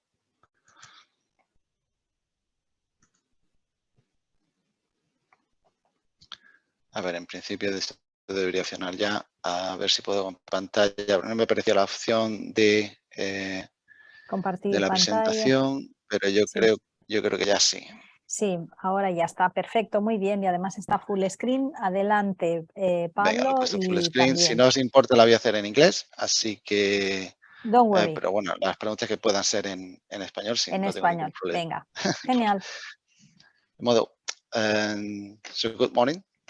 My name is Pablo Ballesteros. I'm a legal officer in the Clean Aviation Joint Undertaking. Today I'm going to present you a very brief program overview with a little bit of bias on certain legal aspects that we like to point out when we are presenting actually the programs in Info Days, particularly Info Days. So the concept of European public-private partnership has already been presented. You already know it very well. We are part of the Cluster 5 under Horizon Europa Pillar 2 as the Clean Aviation Joint Undertaking as a successor of the previous Clean Sky 2 Joint Undertaking, who was in itself, in its turn, a successor of Clean Sky 1, already some years ago established. And here, as following also the line that has already been presented, and so under the framework of Horizon Europe, the focus is pretty much on impacts. So that's why what you can see here is that we stand for disruptive technologies and innovation. The focus is indeed on innovation, and the main, and this is in a nutshell, purpose of this innovation is to reduce net greenhouse gases by 2030 and minus 30% for short medium range aircraft compared to levels of 2020 and minus 50% for regional aircraft. So here it is also, the program is embedded in the European Green Deal to support climate neutral aviation by 2050. And as the other partnerships, we have our own strategic and research agenda, this RIA. And the overall budget for the entire program is 4.1 billion euros, of which 1.7 billion are put by European Union through the European Commission in our case, and at least 2.4 billion euros are put by the private members who are founding and associated members in-kind contributions. So the program is established in or designed around three main thrusts with hybrid electric and full electric regional aircraft, hydrogen-powered short-range aircraft, and ultra-efficient short and medium-range aircraft. So our work programs and our calls and topics are designed around these three thrusts. And here you can see the two main, or the two phases that the program is structured in. The first one that we are today, and right now until 2025, is the phase one to develop concepts and technology options and trade studies. Last year, we launched the first call in Horizon Europe, and it was quite successful. We have 19 innovation actions now funded and one coordination support action also funded. These projects are right now running. We have just closed the call for proposals number 2 this year.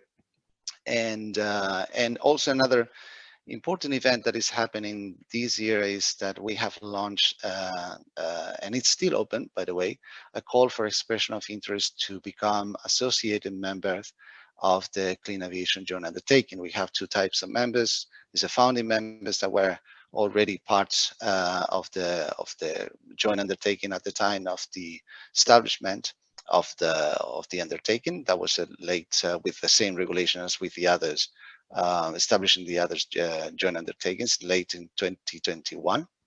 But now we are opening to the possibility for new entities to become associated members, because we have 27 founding members, so we have at the moment 12 associated members. So those interested in knowing the conditions, apart from a couple of slides that I have here, I really invite you to go on our website and see if you would be interested in providing your capabilities to the joint undertaking. In 2024, that's next year, we are going to start designing the phase 2, which is about the acceleration of technology maturation through the integration of demonstration of these technologies developed in phase 1. So we plan to launch a very large call in 2025, and maybe another call for expression of interest, more or less focused on the needs for the second phase, the need of capabilities of the JU, of the joint undertaking for the second phase.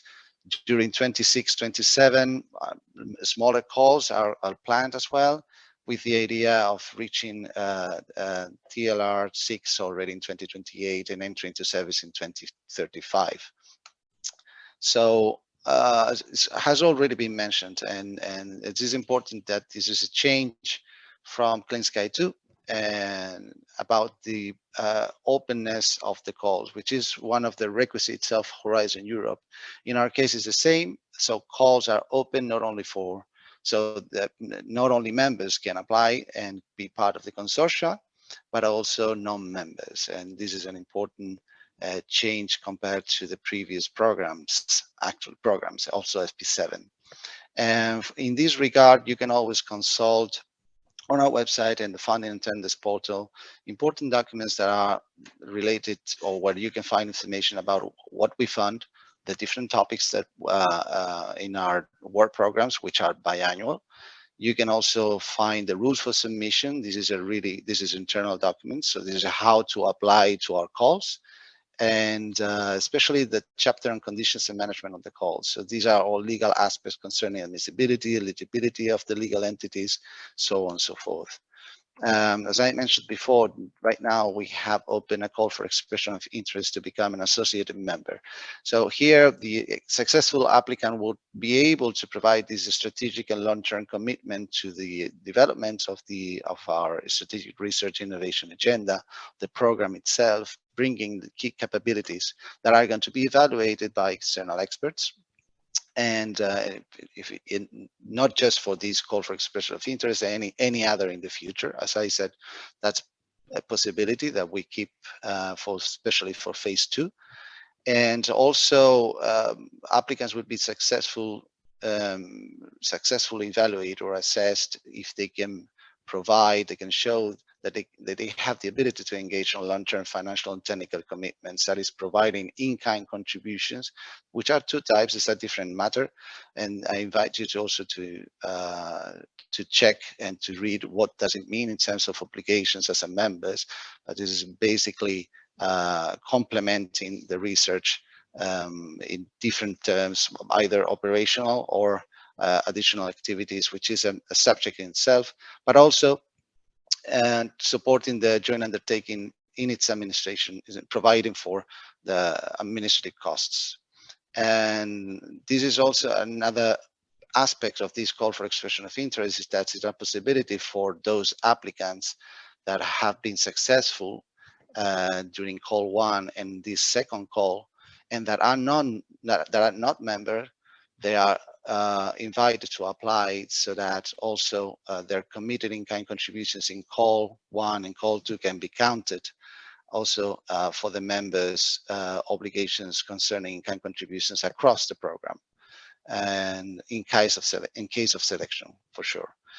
Also, another important element when applying for membership is the capacity to actually leverage from other from participation in other programs, European, national, regional programs, and build on those synergies. That's pretty well regarded in terms of assessment. And here there is just, of course, is a little bit legal bias that we have, and when applying, I don't think there are any UK entities here among the participants, but there are certain special conditions when admissibility and eligibility matters at the time of getting interested in being in contact with different consortia or entities to form a consortium. And this, it's important also to go and read the work program and this particular section, so that you know whether there is a chance that that you would be blocked for whatever reason to be part of a consortium. Here you can see this is as being fully open. There are certain specific conditions blocking certain legal entities, like you can see here, established in China, Russia, Belarus, or any occupied territory of Ukraine, which are not eligible to participate in any capacity. And this happens in Horizon Europe Work Program 23-24, which is the entire program covering all the other programs implementing it. For the UK partners, in case you also have this question in mind, at the moment they are covered by what is called transitional arrangements, so that they can apply still as beneficiaries, and they are eligible to do so. Now, something's It's a different story when if selected or pre-selected for grant agreement preparation and before the signature of the grant agreement, the UK has not yet acceded Horizon Europe as an associated country. And then in that case, there are certain measures to be taken so that their participation may be guaranteed or not. That's to see. Elements to consider in terms more formal documentation. This can be found under the funder and tender portals whenever you go to the Clean Aviation program, either call 1, which is closed, and call 2, which both are closed. But in the future, calls is important as maybe to have a look to the package of legal documents, because it's quite a lot of information anyways, and can be a little bit complex. But I would, if I was interested in I was an entity interested in participating in this program, the model grant agreements ultimately what one should focus on quite a lot. Apart from the conditions to apply, the rules for submission, etc. The model grant agreement is really important to know what the kind of obligations as an applicant, but later on as a grantee, you would have to bear. And especially for our actions, that it's the joint undertaking actions, Annex 5, it's of that model grant agreement. Everything is accessible in the funding and tenders portal. And why? Because there are certain deviations from the model grant agreement that specifically apply for our actions, our projects. This is very standard. You know, the consortium agreement is quite we'd like to remark this. It's quite important to agree very early at the time of getting in touch with other entities in order to form a consortium and to go and apply in a call for proposals, to already have in mind a consortium agreement, what are the terms, because this is going to govern the relationship between the different beneficiaries and participants in a consortium. And we always provide a model that is later on tailored by each consortium according to their needs. But it's really important to have a look to the terms of this particular agreement.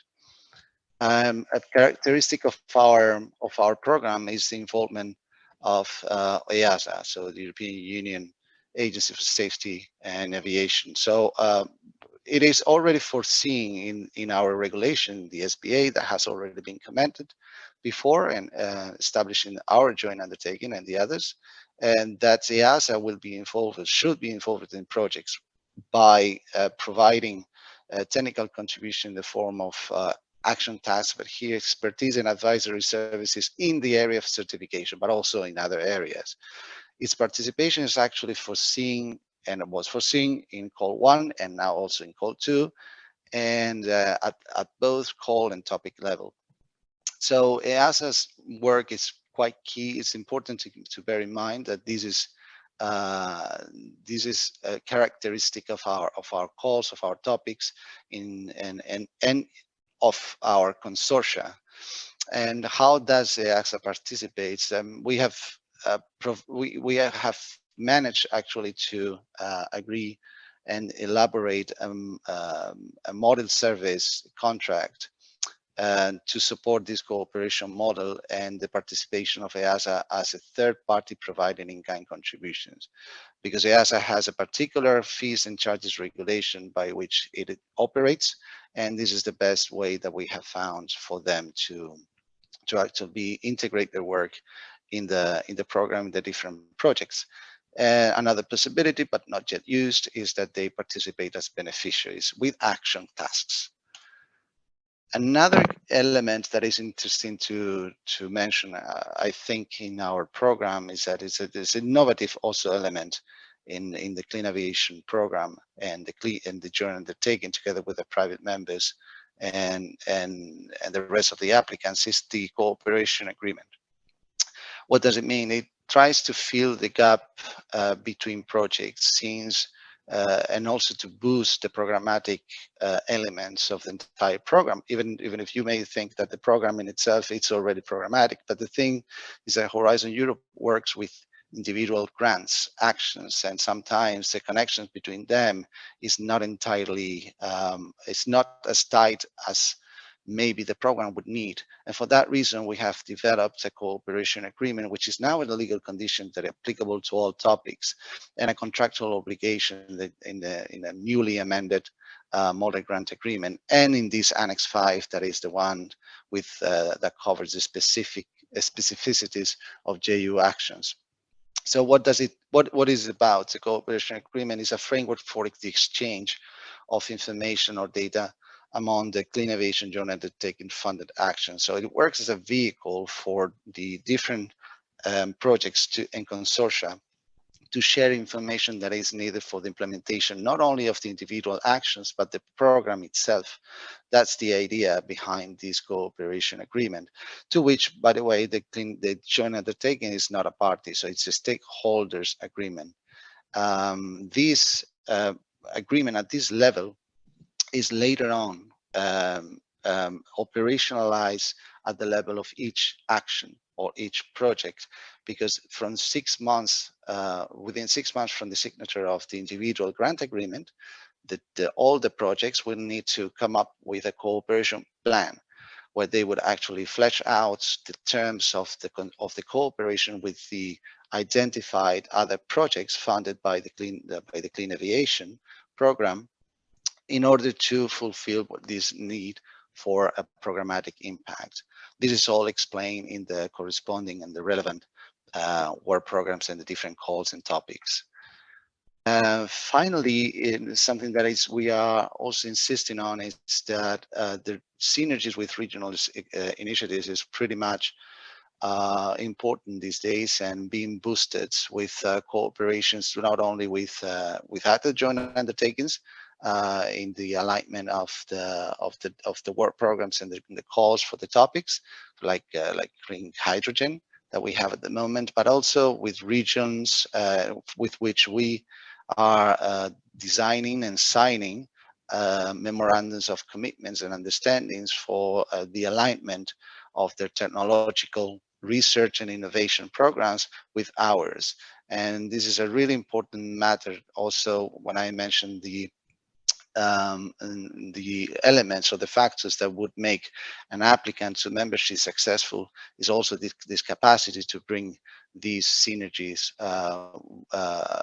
research synergies with from other programs as well.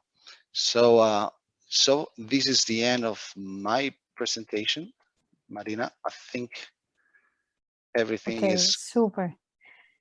Muy bien, oye, pues muchas, sí. Muchas gracias, Javier,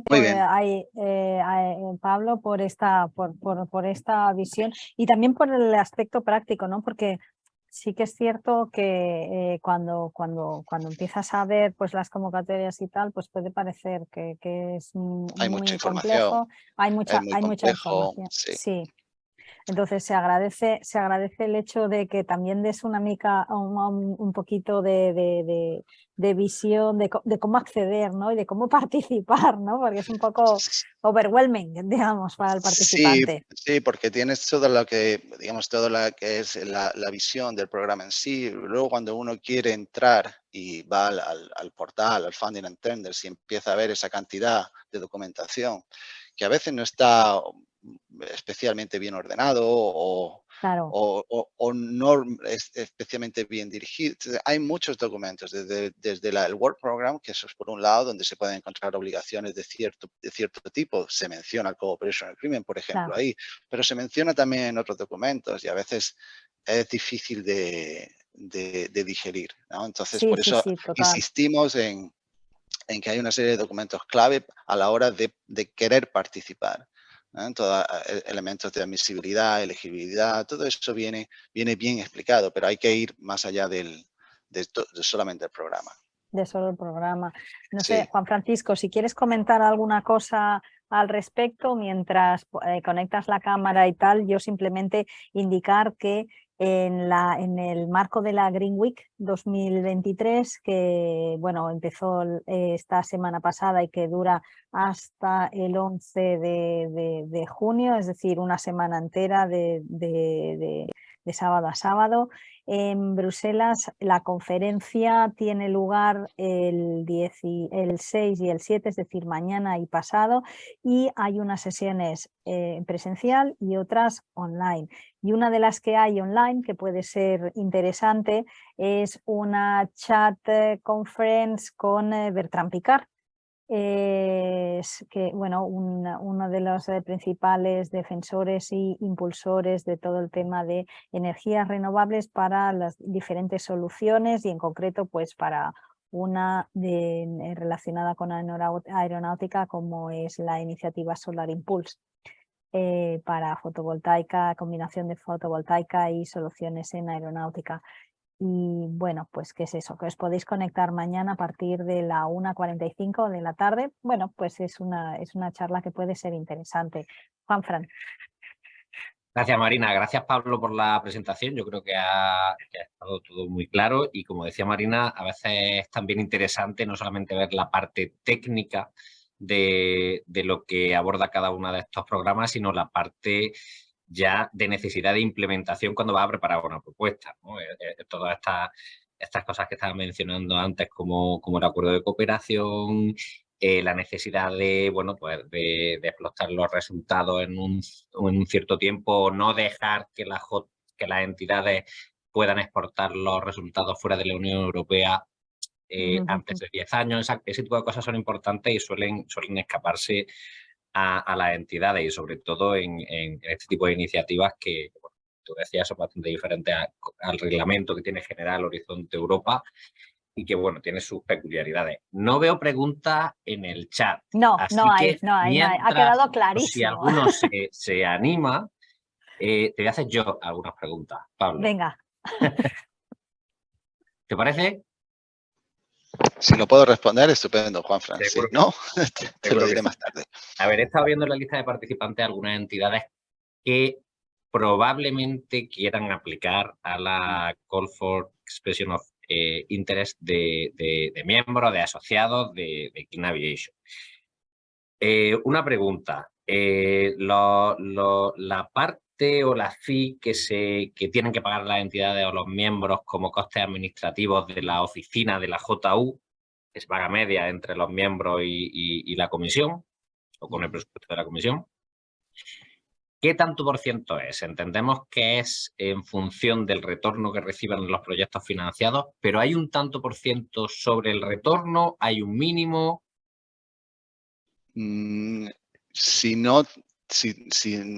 Creo yo, tendré que consultar con nuestro accountant, pero además porque depende del momento en el que firmen lo que se llama el letter of commitment y entren a ser miembros, porque hasta ahora, pues, como no había ninguna call, pero sí tenemos miembros, había como una especie de cálculo, una estimación que luego se retornaba en función de lo que se haya podido percibir en la primera call, que es lo que se está haciendo ahora, ¿no? O al revés, o se aumentaba, pero siempre está si no tengo entendido mal, si no entiendo mal, es en proporción con el retorno del Fondo Europeo recibido a través de los proyectos. Sí, yo como idea, hay muchas entidades que preguntan sobre eso, sobre qué tanto por ciento, obviamente es del retorno, con un mínimo que creo que eran como 1.000 euros anuales o algo así anteriormente, pero hay muchas entidades que les preocupa, ¿no? Pues sobre todo entidades públicas que tienen que decir, bueno, pues que voy a tener que pagar esto en fee en función del retorno, ¿no? ¿Qué tanto por ciento? Entonces, ¿alrededor de qué tanto por ciento? Entiendo que tiene que calcularse en función de cuándo se conviertan en miembros de la JU, a partir de qué año, lo que queda, etcétera, etcétera. Cambia por, sí. Pero por sí cada es caso puede cambiar. interesante que igual podáis hacer un cálculo aproximado para poder responder a las entidades sobre, porque anteriormente creo que era un 3% al inicio de Clean Aviation para los miembros que entraron al principio, alrededor de un 3%. Pero claro, ahora pues las entidades, sobre todo las públicas que tienen, bueno, más burocracia y tienen que responder de otra manera a este tipo de cosas internamente, sí que bueno, sería interesante para eso. Eso se puede, como estamos elaborando el Q&A para el Call for Expression of Interest, apunto la pregunta y en el caso de no esté cubierta ya pues la meteremos. te lo agradezco. Y como veo que no hay preguntas, Marina, ¿me da tiempo a hacer otra? ¿Sí? Vale. Adelante, adelante. Cuando un consorcio presenta una propuesta, tiene la obligación de incluir una estimación del 1,5% de los fondos recibidos como in-kind, ¿vale? Y eso incluye los que son miembros y los que no son miembros. Correcto. Porque para aquellos que tuvieran interés en ser miembros en un futuro, los coordinadores les pedían que por favor incluyeran ese in-kind. ¿Qué pasa? Porque esta call para asociados se preveía antes de este verano, se preveía para el año pasado en principio. Entonces, muchos de ellos que entraron en la primera convocatoria, pues hicieron ese ejercicio para, poder poner estos in-kind. Estos proyectos que ya llevan un año funcionando, un año y pico funcionando, desde principio de 2022 prácticamente, tienen no un problema, pero se les da la circunstancia de que, claro, los que son miembros desde el principio pueden aportar ese in-kind durante ese primer año y los que habían previsto ese in-kind, hasta que no sean miembros, según la legislación en el SBA, no pueden aportar ese tipo de in-kind. En estos casos concretos, imaginemos que una entidad española entra ahora como asociado, miembro, y empieza a ser asociado, firma todas las cosas para finales de año, ¿no? Entendemos. Que ya está en un proyecto que empezó en 2022. Si esa entidad se había comprometido a aportar ese 1,5% durante los 3-4 años que durará el proyecto, pero le vas a quitar 2 años, que son 2022 y 2023, ahora tienen que aportar, en vez del 1,5 durante el año, los 2 años que le quedan, el doble, ¿o no será así? Igual es un poco rebuscada la pregunta, pero te aseguro que la entidad tiene esta preocupación. Es la cuestión de la retroactividad, además, que en principio no se contemplaba. O sea, desde el momento en que formaran parte de la Joint Undertaking como miembros, es solo, y como dices tú, en el SBA aparece así claramente. Antes no se puede contar. El compromiso es un compromiso a la hora de formar parte de la JU. O sea, si han hecho una estimación, porque es una estimación, y el único compromiso que tenían a la hora de aplicar o de ser applicants era el de tener una clara intención de formar parte de la Joint Undertaking como miembro, aplicando a una Call for Expression of Interest, porque ese era el compromiso que tenían cuando no eran miembros, como parte del consorcio, incluso si tenían una estimación de in-kind contribution que aportar al proyecto para llegar a ese 1,5 exigido tanto en el Work Program como en la Call por proyecto. Eso se trataba de una estimación. Al fin y al cabo, la obligación en in-kind es solo una obligación de miembros. Digamos que incluso si un miembro de un consorcio, no siendo miembro, no consigue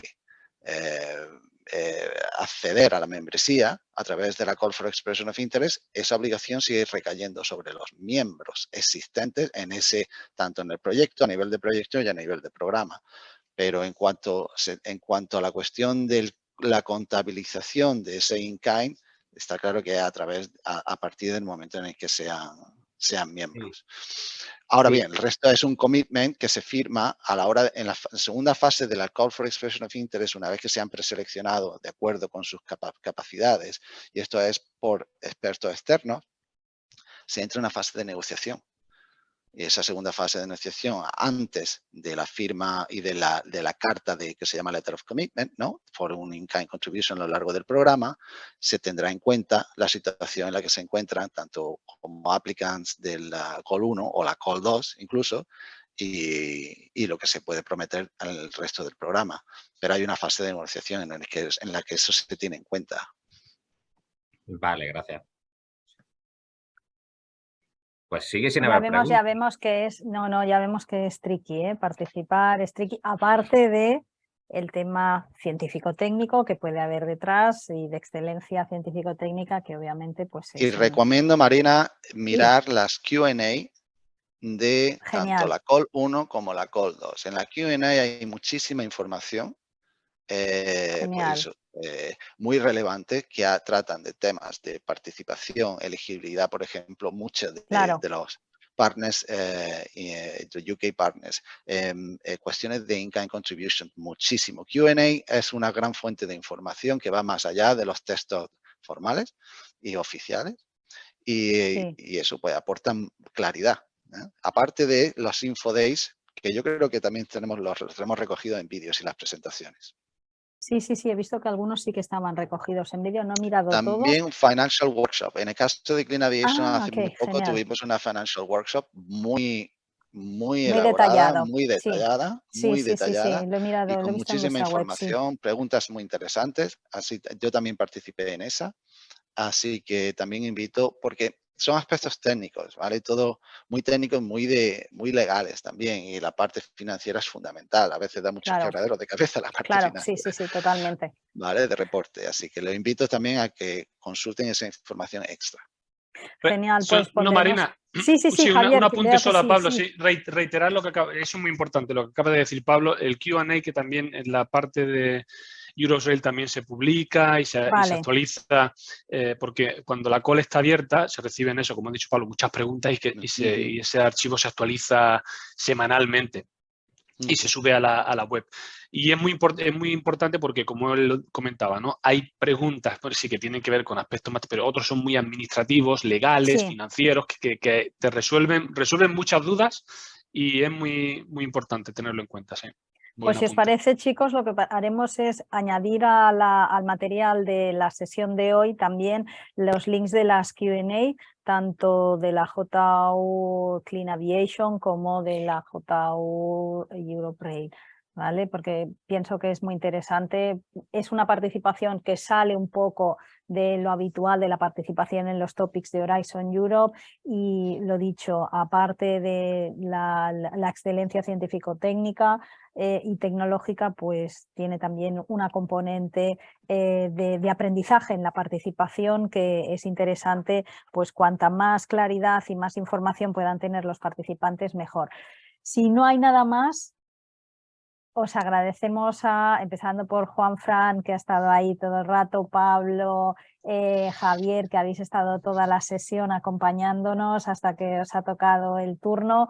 Muchas gracias. Agradecer también a los speakers anteriores, tanto a Jaap como a Maurizio, por su participación y su amabilidad en compartir un poco de su tiempo con nosotros. Yo, sin más, pues querría emplazaros a todos a seguir en estos webinarios que estamos organizando los lunes, de hecho el próximo lunes y todos los lunes de junio, al no ser festivos ni en Bruselas ni tampoco en España, pues tenemos una cita a las 11, como siempre. El próximo lunes 12 de junio ya empezamos la tanda de sesiones relacionadas con todo lo que es el clúster 6 y clúster 5. En concreto, el próximo lunes es sobre bioeconomía. El siguiente, el 19, será sobre todos los partnerships relacionados con agricultura en Food Systems y acabaremos el mes de junio con los partenariados relacionados con ambiente, impacto climático y agua. Hemos llegado a ser unos 60 participantes a lo largo de esta sesión de hoy. Quería agradecer también a mis compañeras, tanto Elisa como Cristina, que están ahí siempre dando apoyo y dando soporte a todos los participantes que lo necesitéis y también a nosotros que hacemos en directo estas sesiones. Y nada, que sepáis que nos encontramos el próximo lunes, tanto las presentaciones como los vídeos estarán colgados tanto en la web de eventos de CDTI como en el canal de YouTube, en el caso de los vídeos de CDTI, para que los podáis revisionar cuantas veces queráis. Nada, y sin más, pues nos vemos el próximo lunes. Despedida a todos y muchas gracias. Adiós. Muchas gracias. Gracias, hasta luego. Hasta luego.